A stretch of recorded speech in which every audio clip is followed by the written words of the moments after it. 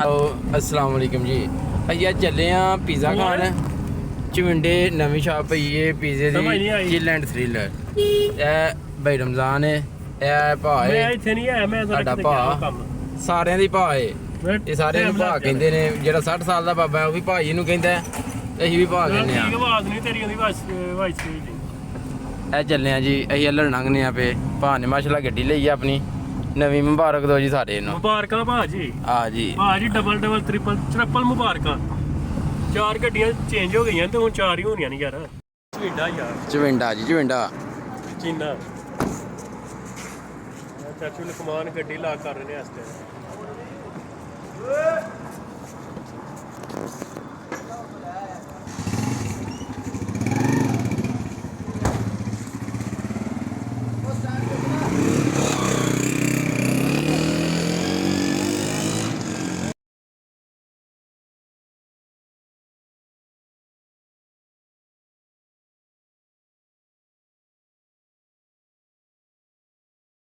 ਇਹ ਮੀਆਂ ਜੀ ਹੋਰੀ ਆਏ ਨੇ, ਬੜੇ ਸੀਰੀਅਸ ਮੂਡ ਦੇ ਵਿੱਚ ਬੈਠੇ ਨੇ।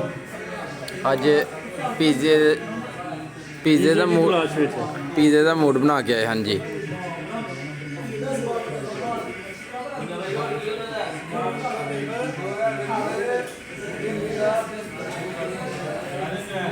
ਆਪਣੇ ਤੇ ਮਾਰਨਾ ਕਿ ਆਪਣੇ ਤੇ ਹੋਣਾ। ਅੱਛਾ। A few moments later, a few minutes later, a few inches later. ਬਸ ਸਾਡਾ ਪੀਜ਼ਾ ਕੋਈ ਨਹੀਂ ਆਣ ਡਿਆ। 1 ਘੰਟਾ ਵੇਟ ਕਰਨ ਤੋਂ ਬਾਅਦ ਅਸੀਂ ਹੁਣ ਸਾਡੀ ਸਲਾਹ ਹੈ ਵਾਪਸ ਜਾਣ ਦੀ। ਇਹ ਤਾਂ ਨਾ ਹੁਣ ਗੱਲ ਕਰੋ। ਨਹੀਂ ਪੀਜ਼ਾ ਫਿਰ ਮਿਲਦਾ ਪਿਆ ਭਾਜੀ ਦੀ ਗੱਲ ਮਿਲਦਾ ਜਾਨੀ ਔਨ ਫਾਇਰ ਹੀ। ਇੰਨਾ ਕੰਮ ਨਹੀਂ ਕਰਨਾ। ਉਹ ਵੀਡੀਓ ਚਾੜ ਨਹੀਂ ਆ। ਕਿੱਥੇ ਜਾਣ ਨਹੀਂ ਹੁੰਦੇ ਹੁਣ। ਇਮੀਗ੍ਰੇਸ਼ਨ ਦੀ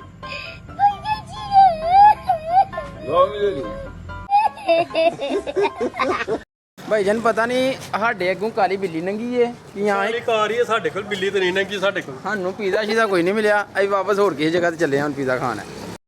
ਭਾਈ ਜਾਨ ਹੁਣ ਨਹੀਂ ਆਏ ਆ ਪੀਜ਼ਾ ਵਰਕ ਤੇ ਚਵਿੰਡਾ। ਸੂਪ ਪੀਣਾ ਭਈਆ? ਉਹ ਨਹੀਂ ਭਰਾਵਾ, ਸੂਪ ਮੈਂ ਪੀਤਾ ਹੈ ਇੱਕ ਦਿਨ। ਨਹੀਂ ਅੱਜ ਫਿਰ ਯਾਰ ਟੇਸਟ ਕਰ ਲਓ। ਨਹੀਂ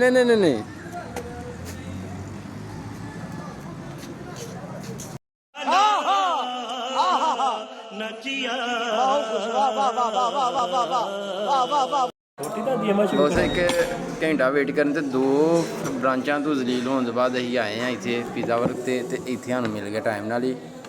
ਇਹ ਜੋ ਹੁਣ ਪਾਵਰੀ ਪਲੇਟ ਸਰਵ ਕਰਨ ਲੱਗੇ ਨੇ। ਪੀਜ਼ਾ ਕੇ ਸਾਥ ਮਿਲ ਗਿਆ ਜੀ। ਬਾਜੀ ਜੀ ਤੁਸੀਂ ਇਹਨਾਂ ਦੀ ਚੀਜ਼ ਚੈੱਕ ਕਰਿਓ।